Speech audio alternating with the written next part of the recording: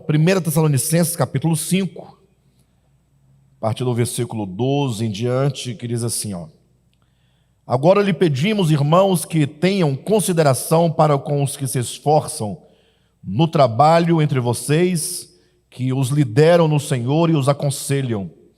Tenham-nos na mais alta estima, com amor, por causa do trabalho deles. Vivam em paz uns com os outros.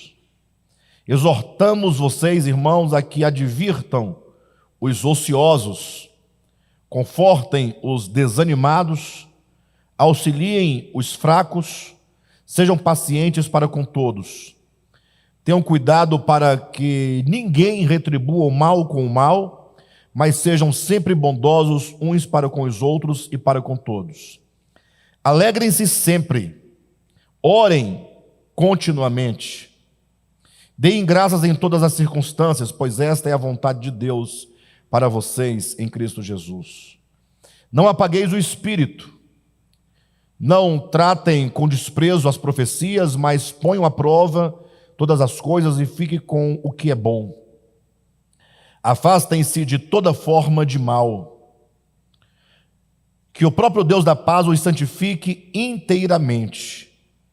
Que todo o espírito, a alma e o corpo de vocês sejam preservados irrepreensíveis na vinda de nosso Senhor Jesus Cristo. Aquele que os chama é fiel e fará isso.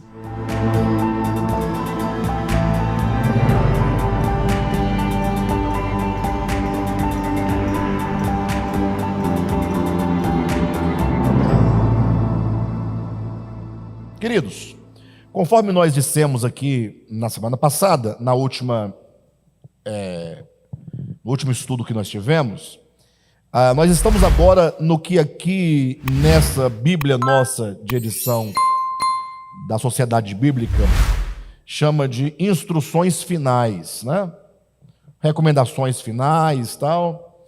É o final da carta de Paulo. E eu dizia que o título que caberia a esta porção seria como se fosse o Evangelho prático no mundo ideal, ou no mundo real, desculpe-me, conforme foi o título de uma mensagem que o Marcinho ministrou aqui na igreja com esse título, né? O Evangelho prático no mundo real. E esse título, eu comentava sobre o título do Marcinho, que nós demos aqui também para o nosso estudo da semana passada. É um título muito óbvio, né? O que ele diz é óbvio em si mesmo, porque o Evangelho não pode ser algo não prático. Não prático. Evangelho não pode ser confundido com dogma, com a forma como que as pessoas analisam as Escrituras e formatam um código de conduta das pessoas. Isso não é Evangelho. O Evangelho é o próprio Cristo de Deus feito carne. Deus envia o seu Filho ao mundo, e esse enviar passa pelo processo de encarnação, Deus no homem, Deus encarnado, e a esse Deus encarnado que agora habita entre os homens, habita na humanidade, habita entre os homens, e que vive com os homens, que anda e caminha no meio dos homens, a Escritura chama de Evangelho. O Evangelho é a pessoa do Cristo encarnado, seu viver humano e sua obra, que se traduzem na mensagem de salvação para todo homem, onde quer que ele esteja. Então, o Evangelho é o próprio Deus, feito homem. Então, o Evangelho, de todo modo, ele é prático. O Evangelho é um modo de viver. O Evangelho, poderíamos dizer, é a manifestação dos atributos divinos da humanidade. Por isso que nós vamos encontrar lá em 1 Timóteo, capítulo 3, versículo 16, quando fala: grande é o mistério da piedade, Deus que se manifestou na carne. Essa manifestação é esse Deus encarnado, é esse Deus entre os homens, lidando com o homem, que é o Evangelho, é que salva o homem efetivamente dos seus pecados. Então o Evangelho, na sua própria natureza, ele só pode ser prático. Então quando diz o Evangelho prático no mundo real, Nós temos aqui algumas, por detrás desse tema, poderíamos pensar, então tem um evangelho não prático? Se você vai falar de um evangelho prático, logo, existe um evangelho que não é prático, então ele é teórico. Ele se restringe às folhas de papel, aos manuais de teologia. Então, não tem nenhuma praticidade, ele se limita ao mundo dos dogmas. E, portanto, esse não é o evangelho de Jesus Cristo. E quando diz o evangelho prático, só pode ser no mundo real. Porque o mundo real, ele tem demandas, ele tem exigências de um evangelho em ação. Constantemente, né? E acredito que eu ouvi uma pessoa recentemente falando uma coisa interessante. Falou assim, a igreja, de um modo geral, né? Não vamos ser restrito, mas de uma maneira geral, quais são as preocupações da igreja? As preocupações da igreja é com a sua sexualidade. Se você é hétero ou se você é homo. Agora, a igreja não tem a preocupação se você tem uma casa para morar, se tem comida para comer, se tem roupa para vestir. Essa não é a preocupação da igreja histórica, da igreja enquanto um fato social, né? Então, eles estão preocupados com o seu casamento, se você foi divorciado, se você não está divorciado. Ou seja, eles estão sempre preocupados com alguma questão da sua vida, para eles pegarem algum texto para te condenar ao inferno, mas não estão preocupados com a sua pessoa, com a salvação da sua vida e de todos os problemas reais nos quais ele se encontra. Eventualmente, quando a igreja se preocupa com a sua vida material, não é para te oferecer algo que possa te ajudar, mas é para te induzir a dar o restante que tem e o que não tem, para ver se Deus te abençoa e você conquista aquele bem que ela disse que Deus vai te dar, caso você dê tudo o que tem e também o que não tem. Então, nós estamos falando de um evangelho prático no mundo real. Porque se você fala de evangelho prático, pressupõe um evangelho meramente teórico, no mundo real pressupõe o quê? Um mundo irreal. Então existe um evangelho meramente dogmático, que só existe no mundo irreal, dentro de uma bolha daqueles que não querem reconhecer quais são os problemas reais do homem, da sua comunidade, dos seus amigos, do seu vizinho, de si mesmo, da igreja.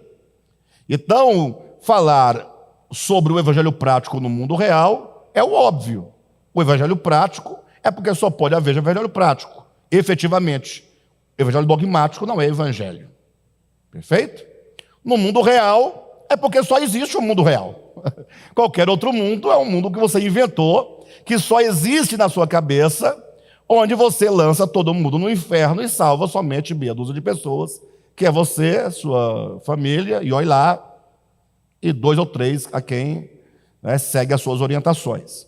Mas quando fala-se de evangelho prático, isso é extraordinário, porque eu tenho feito o desafio para os irmãos, que os irmãos devam ler os evangelhos, Mateus, Marcos, Lucas e João. Já há bastante tempo eu tenho dito isso para os irmãos. Não sei se vocês têm seguido essa orientação, mas como é maravilhoso você ler os evangelhos. Por quê?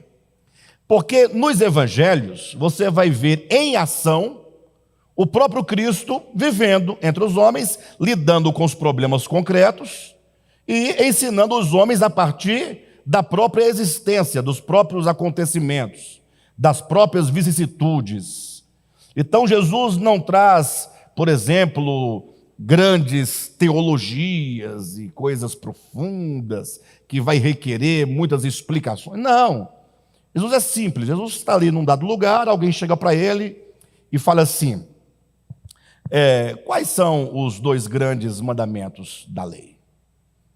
Para testar, o texto bíblico diz que o indivíduo queria testar Jesus, queria testar a fidelidade de Jesus a Moisés, alguma coisa nesse sentido. E Jesus fala: ora, os 2 grandes mandamentos é amar a Deus acima de todas as coisas e ao teu próximo como a ti mesmo. Como Jesus responde aquilo que o escriba, o mestre da lei, não podia refutar, porque está de acordo com a lei. Na verdade, Jesus pega a essência da lei, né? Aí o camarada ficou meio sem jeito com a resposta, porque não alcançou o objetivo. E aí então ele, para se justificar, ele diz: e quem é meu próximo? Irmãos, olha como o evangelho de Jesus é prático. Evangelho prático. Então, para responder a essa pergunta, Jesus cria uma história. Ele cria uma parábola. Por que Jesus criava parábolas? Porque a parábola cria um contexto real, ou de fatos possíveis que acontecem na existência humana. Ou seja, ele poderia dizer apenas seu próximo, mas que está aí do lado. Poderia ou não poderia? É qualquer um que esteja ao seu lado. Mas Jesus não, ele vai criar uma história para mostrar que o evangelho, ele só pode ser prático. Ou seja, o evangelho só se manifesta enquanto uma ação de alguém cujo coração crer na verdade de Deus. Aí Jesus então mostra um homem que era certamente um judeu, caiu numa vala, e estava precisando de socorro. Ele estava como que semi-morto, né? Estava ali, ia morrer se continuasse ali. Passa o sacerdote e passa um levita. Bem, o sacerdote e o levita são judeus e, portanto, são compatriotas desse camarada que está aqui dentro da vala. Mas não bastasse serem compatriotas, eles eram os representantes da lei, do povo, do amor, da verdade, não é? Representantes de Deus, da benevolência. Só que esses camaradas tinham mais o que fazer do que socorrer um moribundo. E o que de tão grande eles tinham de fazer que não podiam socorrer o moribundo? Olha, eles tinham que ir para o templo, oferecer sangue e bode, ovelha para Deus. Eles tinham mais o que fazer, não, pessoal? Deixar de oferecer bode para Deus e ovelha, a socorreu, não. O camarada pode esperar, Deus não pode esperar. Deus quer bode, Deus quer ovelha, Deus quer sangue. Afinal, Deus está irado com o mundo, com o homem, e se ele não beber sangue, ele não tem como aplacar a sua ira. Essa é a ideia da religião, não é de Jesus Cristo. Por isso que o sacerdote não tinha tempo para atender o moribundo. Aquela circunstância exigia uma ação prática. Existe ação não prática? Ficou estranho, né? Mas é o mesmo paradoxo do evangelho prático no mundo real. Passou o levita não podia por quê? O levita tinha que cantar no louvor do templo, né?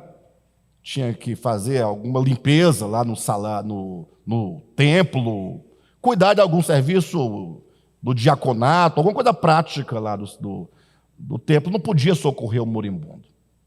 Essa é a primeira parte do que Jesus está mostrando. É assim que a religião é assim que ela interpreta o valor da vida, é assim que ela interpreta e cria valores metafísicos em nome de Deus. Como se Deus quisesse que você fizesse alguma coisa para Ele.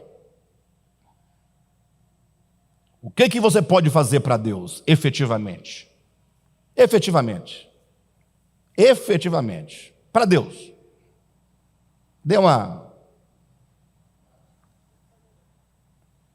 Pergunte para os religiosos, o que você pode fazer para Deus? Efetivamente, não, fazer para Ele, não. Ficar a noite todinha orando, e Deus vai ficar, Deus tem que descansar, ué. E tem mais, para ouvir você orar a noite inteira, meu irmão, nem a tua mulher aguenta, que dirá Deus. Vamos pensar. Uma oração cansativa, enfadonha, repetitiva, egoísta. Não, vá para lá com o seu coração. Não, Deus não quer isso. Não é possível, né? Até porque oração não é o que dizem. Oração é conversar com alguém, falar com alguém. Oração pressupõe comunhão. E me parece que a oração dos cristãos, ela é de fora para fora, né? Não passa pelo coração, não passa por lugar algum. Enfim, de todo modo, é assim que a religião interpreta o valor da vida humana, interpreta ou cria os valores metafísicos em nome de Deus. Entretanto, Jesus continua na história que ele vai criando, ele dá vida à história, diz que passava agora um samaritano. E esse samaritano, pensem vocês, não era compatriota direto do moribundo, ou seja, nesse sentido, não tinha uma obrigação direta, imediata. Havia um distanciamento aí, eram irmãos distantes, um meio-irmão, não era tão próximo assim. Mas, de todo modo, ele se aproxima do moribundo.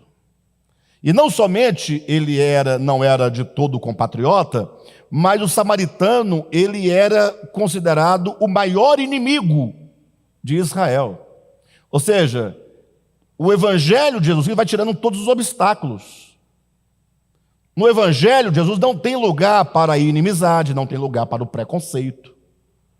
Porque o que o samaritano poderia ter dito? Não, se alguém tem que socorrer esse camarada, são os sacerdotes, afinal eles vivem em prol da bondade e da benignidade, e eles representam Deus e o povo, e o próprio povo dele. Mas veja que o samaritano, ele desce até onde estava o homem, derrama sobre o homem ali o óleo e o azeite, coloca-o sobre o seu cavalo, leva até uma hospedaria, paga pelo tratamento e diz: daqui a 2 dias eu volto, e se alguma coisa mais haver de pagar, eu pagarei. Mas o mais extraordinário do Evangelho de Jesus é porque essa parábola, ela nasce com uma pergunta do intérprete da lei. Quando Jesus disse: amarás a Deus e ao teu próximo, o intérprete pergunta: quem é o meu próximo? Quem é o seu próximo? E aí o texto nos coloca pelo menos 2 possibilidades de resposta. Uma é a consensual e a outra é a resposta de Jesus acerca de quem é o meu próximo. Isso porque, no sentido do senso comum, quem era o próximo daquele homem que estava na vala?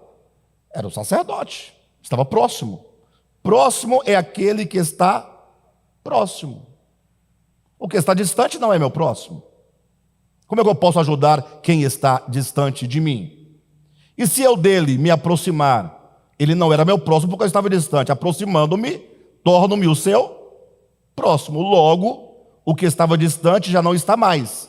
E se não está, é o meu próximo. Mas isso é o senso comum. Mas eu quero convidar vocês para a espetacular resposta de Jesus. Vocês podem abrir lá no Evangelho de Lucas. Estava no Evangelho prático, tá, irmãos? A gente já vai entrar no texto de Paulo aqui. Capítulo 10, versículo 36. Lucas 10, 36.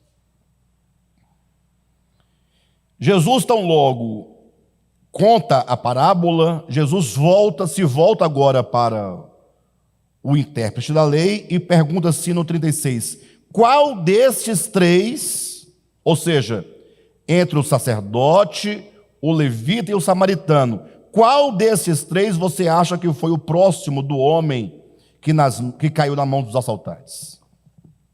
Qual é a pergunta do intérprete da lei? Verifica na sua Bíblia.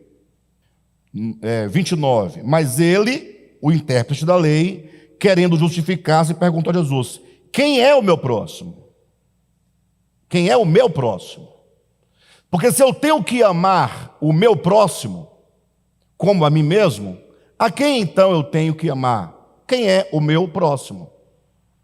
Ele tenta colocar Jesus numa saia justa, usando aqui um jargão. Ou seja, como eu vou identificar de fato quem é o meu próximo? Jesus conta a parábola e Jesus fala de alguém que estava precisando de ajuda. Perfeito? Estava em sofrimento e morte. Passaram 3 homens, passou o sacerdote, passou o levita e passou o samaritano. E a pergunta de Jesus agora, para fechar o assunto, é: qual desses três você acha que foi o próximo daquele homem? Jesus inverteu o sentido. A pergunta não é quem é o meu próximo, é de quem eu sou o próximo. Vocês conseguem perceber essa nuance na pergunta de Jesus?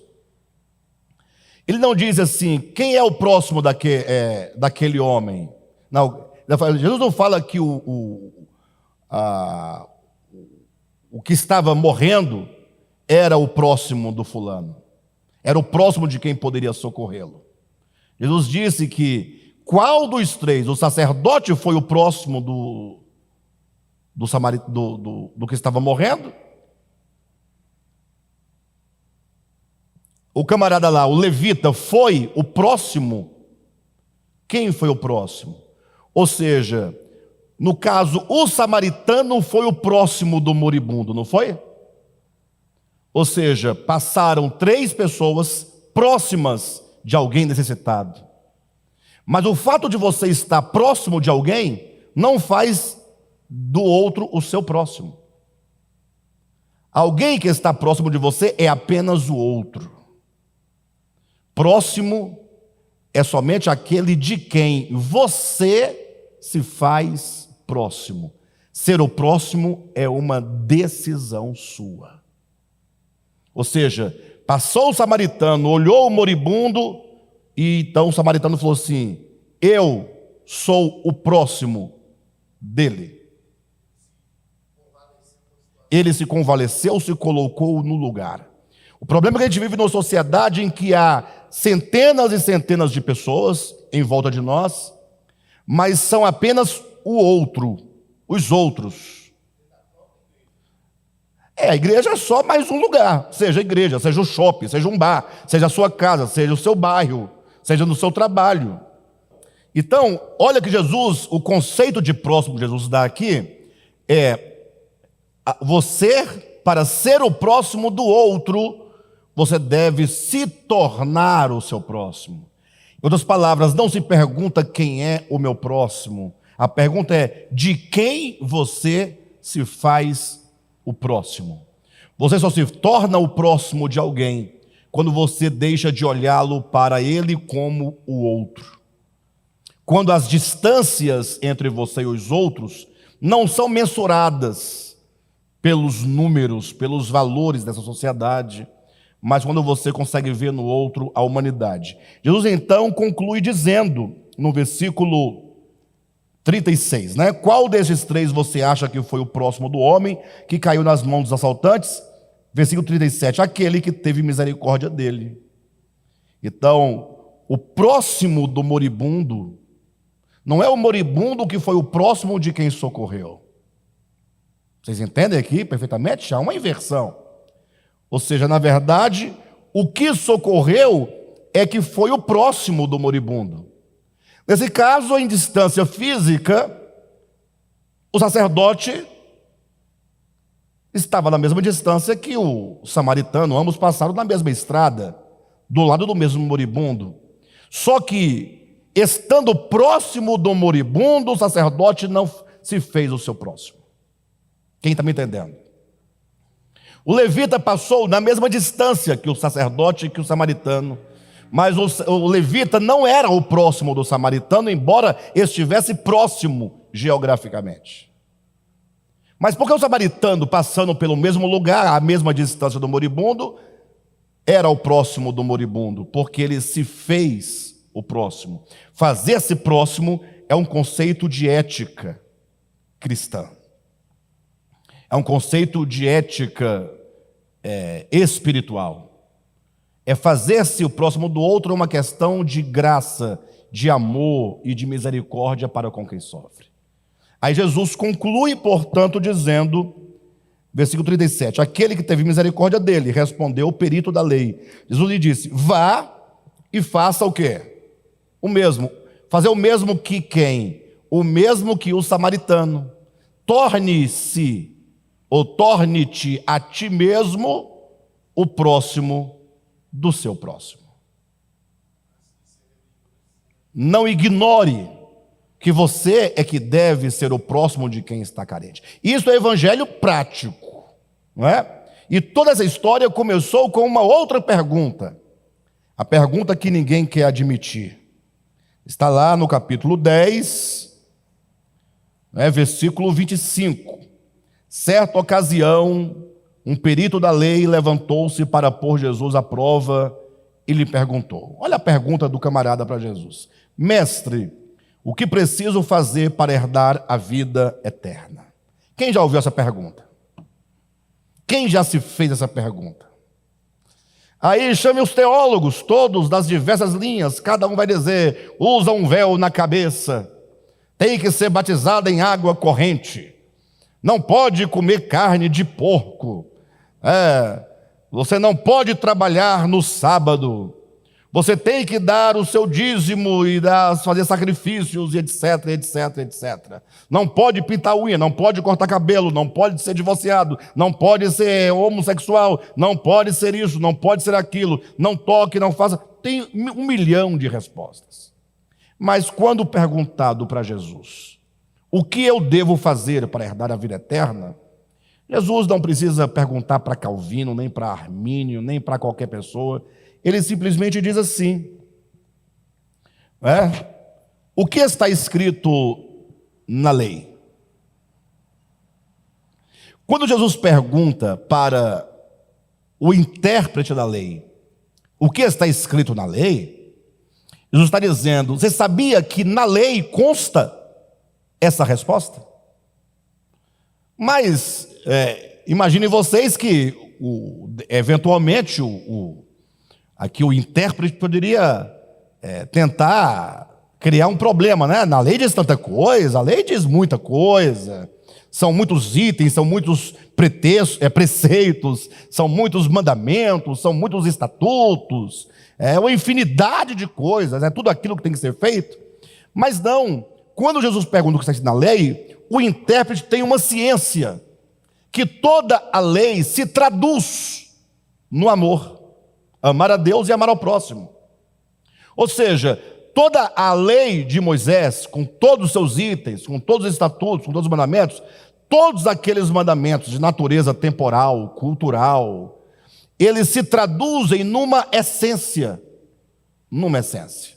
Paulo vai dizer isso, salvo engano, né, lá em 1 Coríntios capítulo 10, versículo 13, 13, versículo 10, que toda lei se resume em amar a Deus e ao próximo.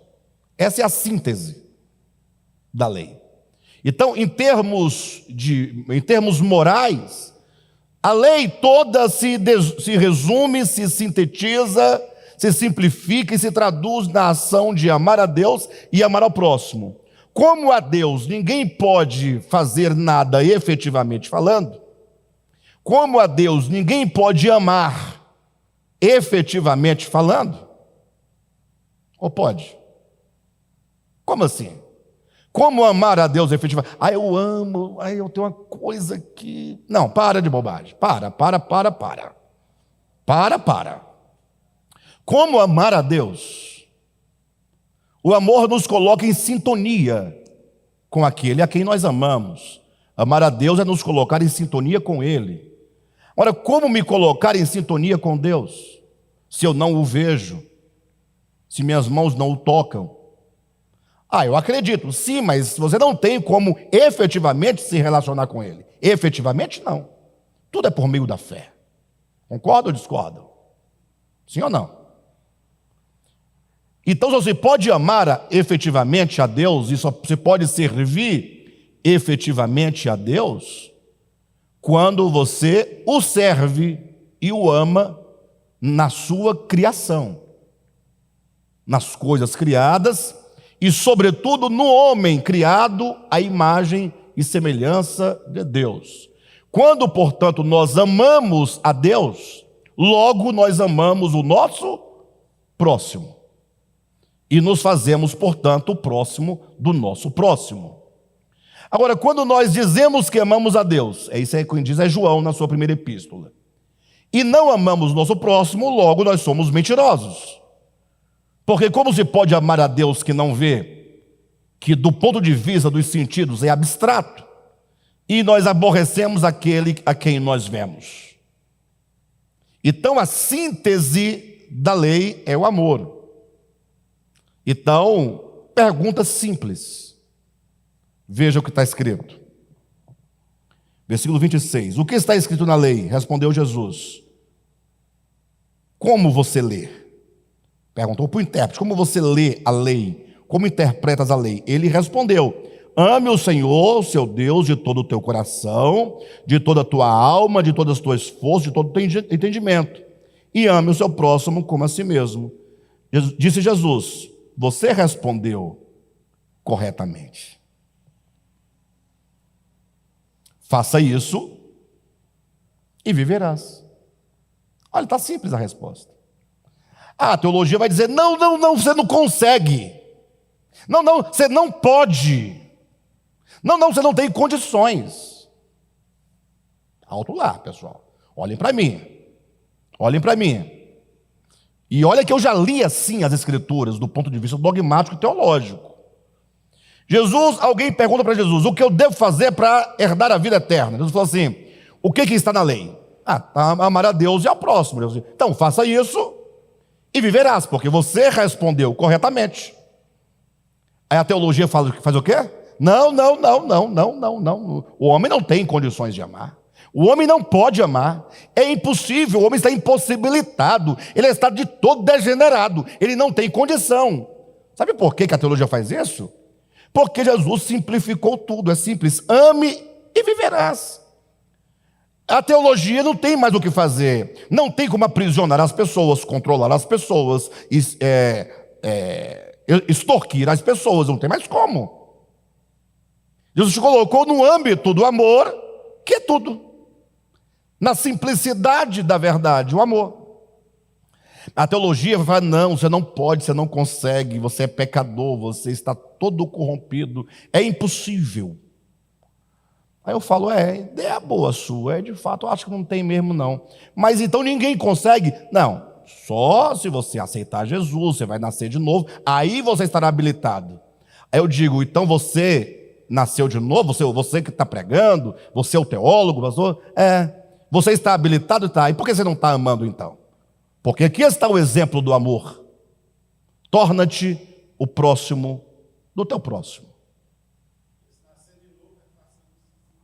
Nascer de novo é ter uma nova cosmovisão, uma nova consciência, um novo coração que nos levará a viver de um modo diferente. Porque os nossos relacionamentos aqui na Terra, eles são definidos a partir de quê? A partir do metal, do vil metal. Como diria Belchior, né?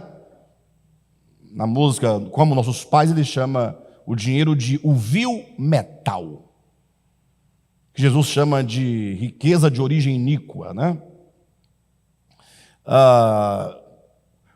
Somente quando nós, então, voltando ao ponto, né? Então, a teologia vai ter que construir toda uma história, uma narrativa, para te convencer que não é tão simples como Jesus diz. Como o Jesus respondeu: faça isso e viverás, o camarada ficou o quê? Embaralhado. Porque o camarada que queria pegar Jesus no pulo, agora se colocou numa situação, Jesus falou: agora vá, ame a Deus e ao teu próximo e você viverá. Só isso, mais nada. Aí o camarada, querendo se livrar, pergunta: e quem é o meu próximo? Ele está criando uma situação para se esquivar. Esse aqui é o teólogo que vai criar pretextos para dizer: não posso, não é possível, como fazer e etc. Jesus constrói uma história simples para ilustrar o evangelho prático. No final, Jesus pergunta para o indivíduo: e aí, qual dos três é o próximo, foi o próximo daquele camarada que caiu na vala? E o camarada não tinha o que fazer, falou: o que usou de misericórdia. Jesus disse: vai e faça o mesmo. Faça a mesma coisa que o samaritano fez e viverás. Eu pergunto: o evangelho é simples ou não é simples? Pastor, mas eu vou ser honesto, mesmo sabendo, mesmo ouvindo, mesmo concordando, você vai convir comigo que falar o evangelho assim é muito simples. Mas você concorda que é muito complexo a existência nossa em relação ao nosso semelhante? Sim ou não, pessoal? Aqui, nesse discurso meu, Alexandre, dentro aqui do salão, está tudo muito bonito. Não, é só falar. Atacar os outros, né? Ataca o teólogo, ataca o fulano e tal, e pronto. Fica bonito. Filmagem bonita, está filmando, bacana. Mas você concorda que a vida prática, sua, minha, de todo mundo, no mundo mesmo, real, não é bem assim que as coisas funcionam? Você concorda? Eu concordo perfeitamente que é muito complexa a nossa experiência humana sobre a Terra. Agora, por outro lado, o fato é que toda a complexidade se dá nos valores com os quais nós fomos criados e construídos. Nós temos uma formação, uma necessidade, entre aspas, e uma busca diária baseadas em valores de um mundo capitalista, de um mundo hipócrita, de um mundo perverso, de um mundo desigual, sim ou não? E nós não podemos pensar diferente, porque afinal isso é cultura. Nós plantados nessa terra, nós absorvemos, né, das ideias deste povo. Tanto é que se você sair daqui e for para um outro lugar, um outro país, com uma cultura diferente da sua, você é estranha. Como é que vocês agem deste modo? Não é difícil, é diferente. Você se adaptar é complicado. Então, nós bebemos de uma fonte cultural que nos fez assim. De modo que nós somos totalmente o oposto do que propõe o Evangelho. As raízes de Jesus estavam na eternidade em Deus, né? Olha o que João fala. No princípio era o verbo estava com Deus e o verbo era Deus. Jesus não tinha, não era influenciado pela cultura na qual ele vivia. Jesus era um homem totalmente alheio ao seu próprio tempo, embora não fosse alheio aos problemas do seu tempo, mas ele era totalmente um estranho com respeito ao pensamento religioso do seu tempo. Então, nesse caso, a única maneira que nós temos de de proceder segundo o evangelho prático é sofrendo uma mudança radical nos nossos pensamentos, na nossa mente, no nosso modo de ler o mundo, de conceber o mundo, de interpretar o mundo, as pessoas, as relações, todas as coisas. Eu diria que se a mente de Deus está nessa direção, a nossa vai no sentido oposto e vai cada vez mais distante. É preciso que a nossa consciência seja alinhada à consciência divina. Nós precisamos de ser sintonizados àquilo que Deus é. Esse é um processo doloroso, porém necessário. Essa sintonia ou sintonização com Deus, esse ajustamento de consciência é o que Paulo chama de justificação.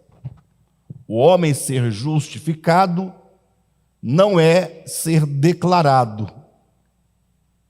Justificar não é o mesmo que declarar. Você pode até justificar declarando, mas justificar é uma coisa, declarar é outra. São dois verbos distintos. Concordam? Então, como é que Deus justifica o homem? Como é que Deus ajusta o homem à sua justiça, que é o seu próprio filho? Como é que Deus justifica, portanto, o homem? Por meio da fé.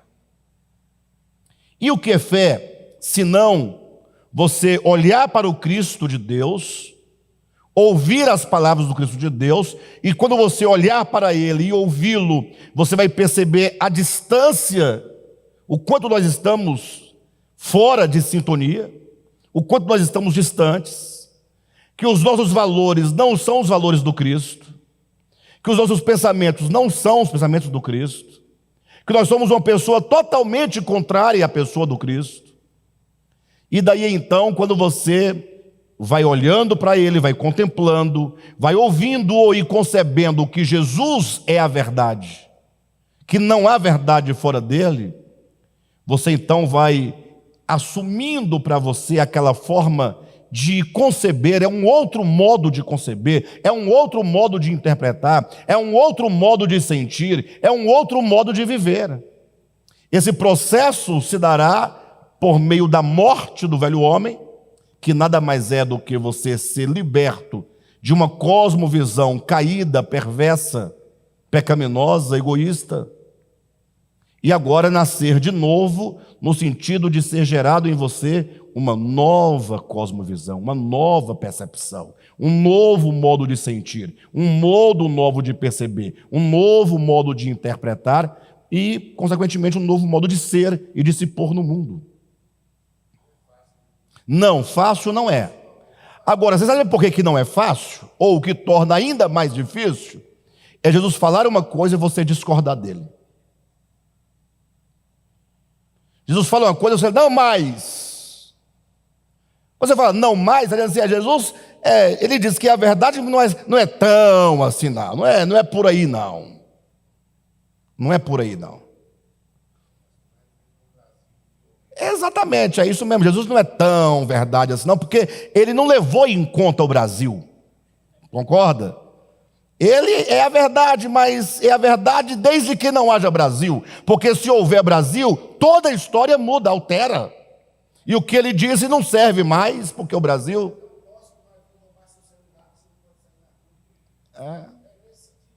não pode mesmo, não. E se tomarem de você, o Evangelho vai falar para você assim: negue a si mesmo, abençoe aquele que te furtou. Aí o Evangelho pede para você orar e abençoar. E se pedir a capa, você dá a capinha do celular também. Levou o celular, fala, opa, leva a capa. Leva a capa do celular. Agora eu pergunto, tem lógica o que Jesus está dizendo, irmão? Não, a pergunta é se tem lógica. Responda sim ou não. Jesus é a mentira e nós somos a verdade. Então, se ele é a verdade, nós somos a mentira. Então, aquilo que nós chamamos de lógico é mentira, é engano, é perverso, é mal. É isso que nós temos que perceber, que os nossos valores, as nossas ideias são opostas às ideias do Cristo. E se nós estamos certos, ele está errado. Se nós temos a verdade, ele tem a mentira. E se ele tem a verdade, nós não podemos tê-la. Vocês entendem? E agora, o que fazer? Não tem como orar pelo perverso. Então você descobriu uma coisa: você está desajustado. Simples assim. E agora? Você precisa de ser justificado. E como ser justificado? Pela fé. Como é essa fé? Você vai ter que olhar para o Cristo e ouvir o Cristo, nas páginas do Novo Testamento, dos 4 evangelhos. Leia, releia, cada leitura que você fizer, Jesus vai te confrontar com seus ensinamentos. Vai ser uma luta muito grande. Tudo o que ele diz diverge do que eu acredito. Tudo. Nada coincide, nada. Nada coincide, nada. Nem no chicote, nem lá. Não. Nós somos os cambistas. Nós somos os cambistas. Ah, eu não sou cambista, não. Agora, veja só, queridos. Aí a primeira coisa que você vai enfrentar na leitura dos evangelhos é o contraste. Jesus é uma coisa, nós somos outra. Mas se você perceber isso, já é o primeiro passo. Porque os crentes estão lendo os evangelhos tem muitos anos e nunca viram isso. Para eles está tudo certo. A primeira coisa é, se você conseguir ver na leitura dos evangelhos, um contraste entre o Cristo e você já deu um passo muito grande. Primeira coisa, os crentes estão pregando sobre Jesus, achando que eles são do mesmo jeitinho de Jesus. Acredita? E não são. É reconhecer, tudo começa daqui. Daí você agora continua lendo, porque no início você vai entrar em conflito. Quem já leu o livro A Cabana? Cabana é um exemplo de livro para mostrar o conflito, porque quando Max, salvo engano, está conversando com o papai, que é a personagem do livro que representa a divindade, ele não consegue conceber as ideias. Tudo é muito diferente. Chega em momentos ali críticos da leitura do livro, em que Max ele luta mesmo nas ideias com o papai. É Mac, né? É esse camarada aí. Porque ele não pode conceber aquelas ideias. No final ele vai compreender tudo. Mas todo aquele livro, na experiência de Max, ou é de Mac, ou quem quer que seja, é um processo de justificação. O conflito, aí você vai lendo, e aí na medida que você lê, que você ora, que você pede graça, que você se arrepende, ó Senhor, veja a minha situação, esse processo vai levando você agora, quando você se depara novamente com essas verdades, a apreciá-las, a admirar Jesus. Você ainda, antes você discordava dele, agora você já admira como Jesus é belo, como ele é maravilhoso. Eu não sou ainda assim, mas se você chegar a admirar Jesus, já é mais um degrau. O primeiro é o estranhamento, é a distinção entre você e Cristo. O segundo é quando você aprecia Jesus. Quando você começa a apreciar e a ver beleza no viver de Jesus, daqui a pouco você está pensando, puxa, se o mundo fosse como Jesus, como seria um outro mundo? Você começa a ver verdade em Jesus. Você vai perceber que tudo que o homem faz em prol da paz, você vê que nada funciona. O homem não consegue promover paz nem na sua própria casa, que dirá no mundo. Não é? Eu vi uma pessoa essa semana, temos que salvar o planeta. Eu falei, como assim? Se você está toda perdida? Quer salvar o planeta. Salvar o planeta, mãezinha. E o planeta deve estar olhando para ela assim, coitado dessa pessoa, quer me salvar. Ele não sabe que em qualquer momento o planeta vai, e a pessoa vai embora. Quando você começa a pensar e desejar por essas verdades no mundo, já é um outro passo. Isso é fé. A fé que vai trazendo a sua consciência pouco a pouco até identificá-la com Jesus. Até o ponto que quando você proceder de modo contrário ao Evangelho, você se entristecerá profundamente. Só pode se entristecer de algo que fez alguém que já mudou na sua concepção. Já está alterado o seu estado de consciência, não no sentido, alucinógeno, alterado, ou seja, já mudou a forma de pensar e de conceber. E assim a nossa vida vai se tornando uma vida de ajustes, ajustamentos. Cada vez mais. Chega um momento que você fala assim, estou bem. Falando, agora tem um ajustamento fino. Não tem ajustamento fino? Então, é isso aí. Então, quando Paulo diz aqui, portanto, em Tessalonicenses, ele vai apresentando várias instruções de maneira prática. No versículo 14 de 1 Tessalonicenses capítulo 5, diz assim: exortamos vocês, irmãos, a que advirtam os ociosos. Aqui essa questão dos ociosos, eu já expliquei para vocês, de acordo com a própria epístola, salvo engano, no capítulo 4, versículo 10 e 11, 12, Paulo está aqui falando de um grupo de pessoas na igreja que, em nome da parousia do Senhor, ou seja, porque Jesus estava voltando, Jesus vai voltar, eles pararam de trabalhar, ficaram ociosos. Ou seja, é aquele velho desequilíbrio da vida cristã. O camarada não tem chamamento, não tem dom, não tem condições de se tornar um grande peregrino, porque tornar-se um peregrino é muito mais do que natural, e é uma forma de viver. Você sair no mundo andando, vivendo com o necessário aqui e ali, cuidando dos pobres, dos doentes, socorrendo, como Jesus viveu, Madre Teresa de Calcutá viveu, e tantas outras pessoas viveram nesse mundo assim. Mas tem que ter dom para isso. Não é assim. Não é? Ela queria da igreja, falou, não, Jesus está voltando. E como ele está voltando, então, por que eu vou ficar trabalhando? Eu vou ficar orando na igreja.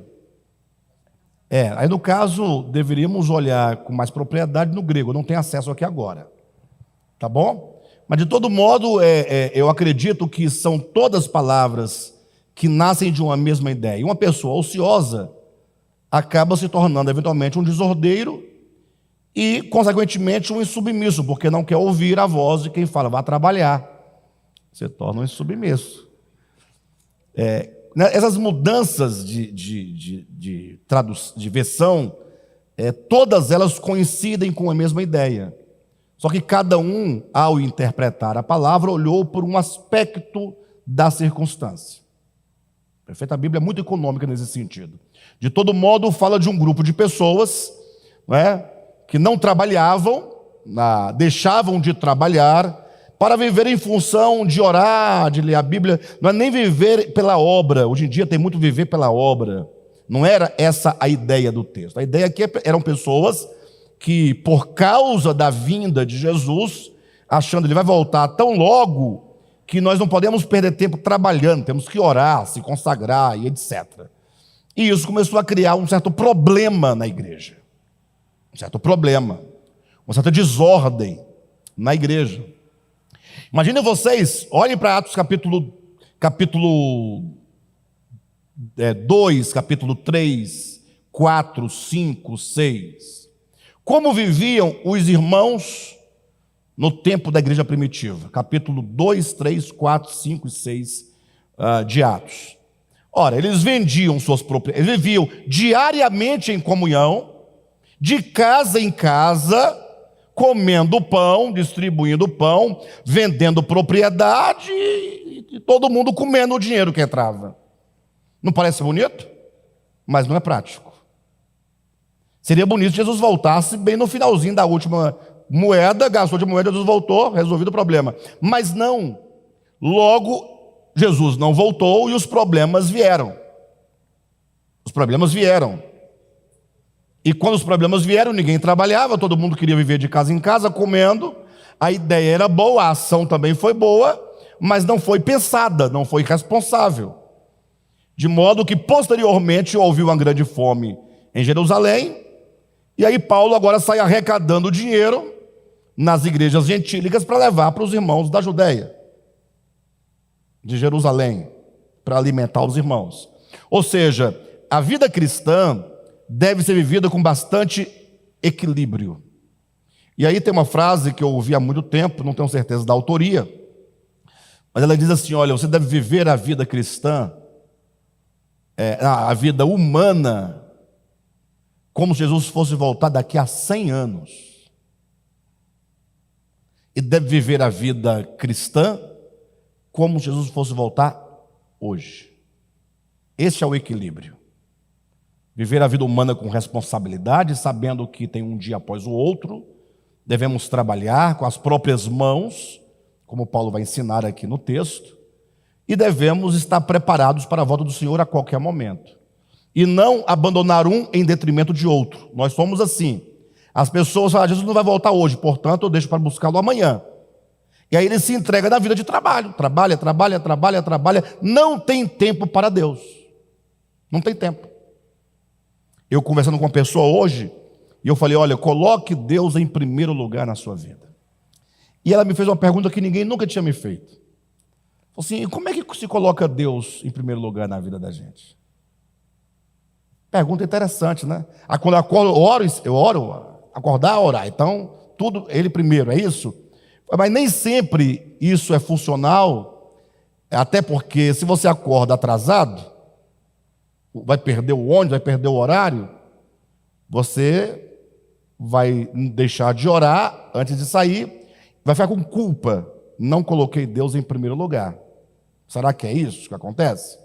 Olha, colocar Deus em primeiro lugar só é funcional, isso é prático, se você entender que buscar a Deus em primeiro plano é alimentar e nutrir a sua própria espiritualidade.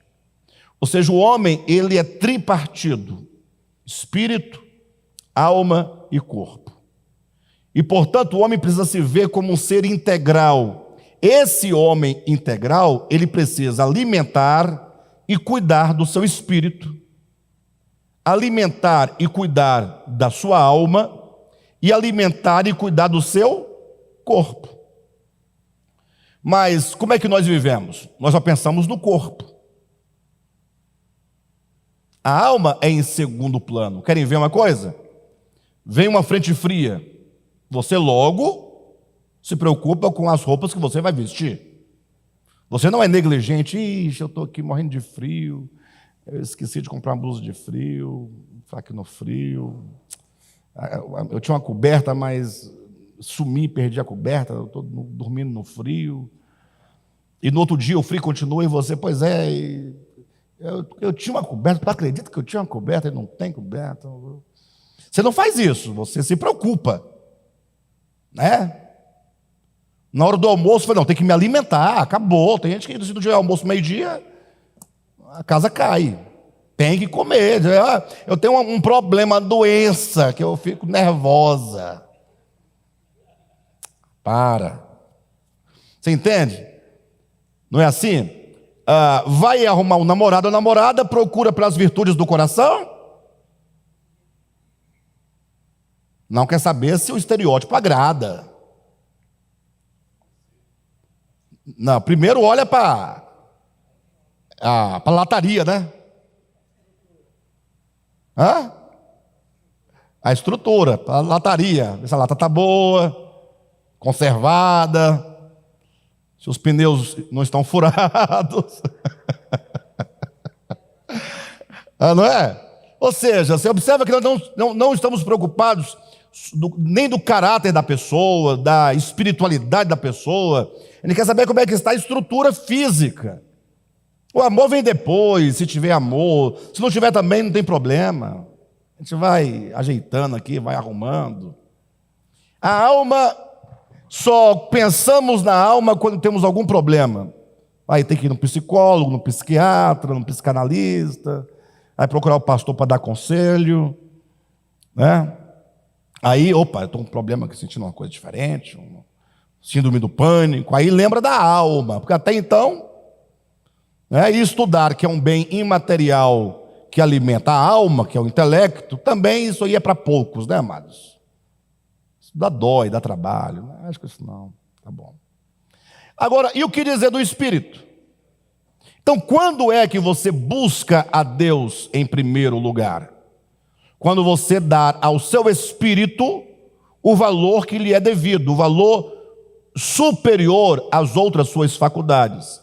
Porque é do espírito que você vai ter entendimento, luz, para dirigir seu sentimento, dirigir sua vida humana, o seu corpo. Todo o seu equilíbrio nasce a partir da candeia do espírito humano. Se todos nutrissem o seu espírito, nutrissem a sua espiritualidade, e isso é por Deus em primeiro lugar, nós seríamos muito mais equilibrados, teríamos decisões muito melhor tomadas, entraríamos em muito menos frias, seríamos pessoas mais,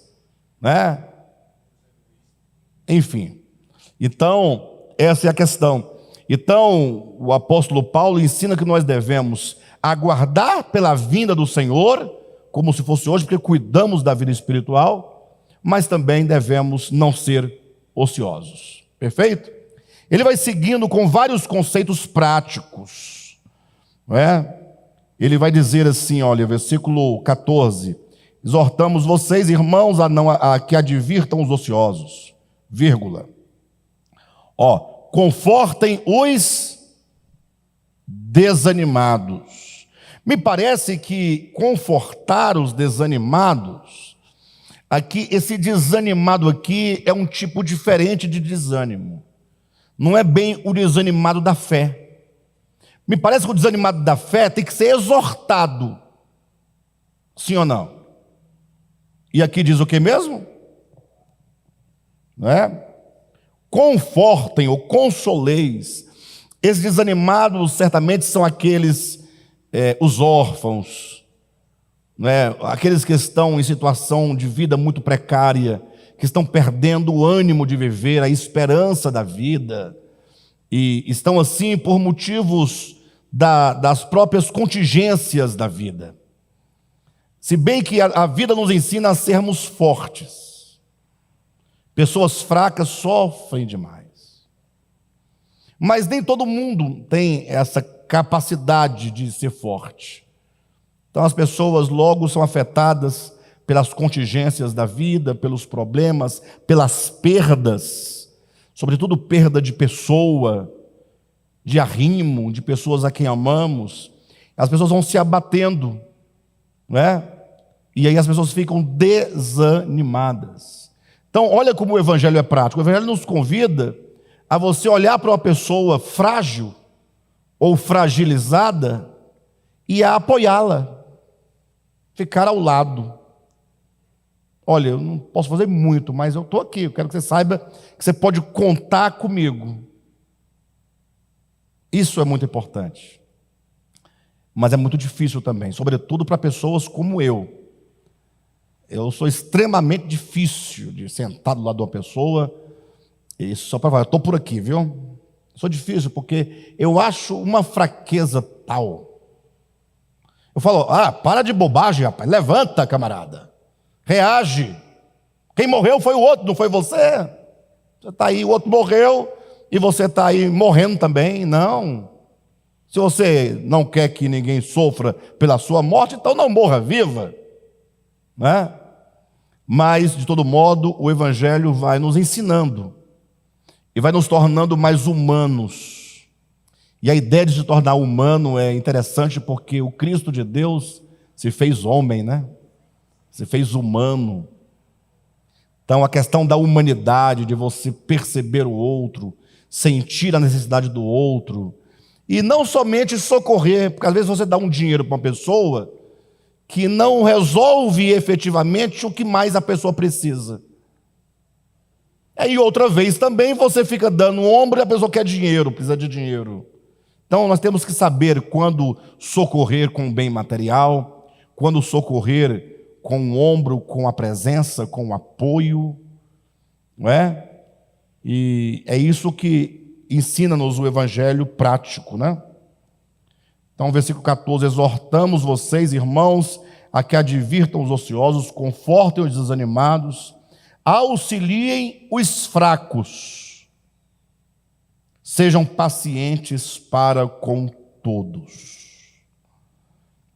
Paciente para com todos, eu acho que é a parte do Evangelho que vai ser a última coisa que nós vamos alcançar. Ser paciente para com todos. Isso é o Evangelho, irmãos. Evangelho. Aí Paulo diz que nós devemos, então, ser paciente. Né? A paciência, ela faz parte de um conhecimento da limitação do outro. Pessoas mais rápidas no pensamento, mais rápidas na ação, costumam ter menos paciência com os mais lerdos, né? Com os mais lentos, desculpem, eu não queria falar lerdo, com os mais lentos. Mas o fato é que, porque eu estou aqui, eu sou uma pessoa rápida, né? No gatilho. Então eu estou vendo uma situação, E tem uma pessoa do meu lado que, meu Deus, misericórdia. e, e aí tá aqui eu e o Raimundo, né? Vamos colocar, já que o Raimundo falou, ele me deu a liberdade. E aí eu estou vendo, rapaz, ele está ali, ele olha. A pessoa que é rápida no pensamento, na ação, ela não tem paciência, então ela vai lá e faz, resolve, né? Mas isso é bom se não prejudica o outro, não tem problema. Agora, quando os dois precisam de caminhar juntos, sobretudo na existência, aí é onde você tem que entender que cada um de nós somos uma pessoa diferente. E aí quando você compreende as limitações de um e de outro, porque aquela pessoa que é ágil no pensamento e na ação também tem as deficiências da agilidade. Porque muitas vezes ele vai errar. Muitas vezes ele vai errar muito, porque ele é tão rápido que ele não refletiu. Às vezes ele erra também. Então, a paciência... E tem mais, a pessoa que é muito lenta terá de ter paciência com o ágil. Sim ou não? E vice-versa. Então, adquire-se a paciência na medida em que você aprende a entender as limitações e o lugar do outro. Tá bom? Vamos devagarzinho que vamos entendendo o evangelho prático do dia a dia. Tá bom, queridos?